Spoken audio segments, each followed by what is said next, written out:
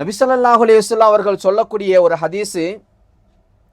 ஹஸரத் Abu Hurairah ரலியல்லாஹு தஆலா அன்ஹு அவங்க அறிவிக்கிறாங்க, கால ரசூலுல்லாஹி ஸல்லல்லாஹு அலைஹி வஸல்லம் அக்மலுல் முஃமினீன ஈமானன், நம்பிக்கையுடையவர்களில் பரிபூர்ணமானவர் யார் என்று சொன்னால், அல்லாஹுவை நம்பிக்கை கொண்டவரில் பரிபூர்ணமானவர், ஈமானை பரிபூர்ணம் செய்தவர் யார் என்று சொன்னால்,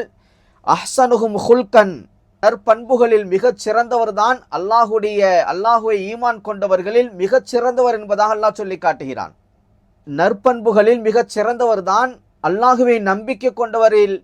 முழுமையானவர் என்பதாக நபி ஸல்லல்லாஹு அலைஹி வஸல்லம் அவர்கள் இந்த ஹதீஸிலே சொல்லி காட்டிவிட்டு, ஹியாருக்கும் லி நிசாயிஹிம் ஹுல்கா, உங்களுடைய மனைவிமார்களிடத்தில் எவர்கள் நற்பண்புகளோடு நடந்து கொள்கிறார்களோ, குணத்தால், நற்குணத்தால், பண்புகளால், நடத்தையால் எவர் நல்ல முறையில் நடந்து கொள்கிறாரோ இவர்தான்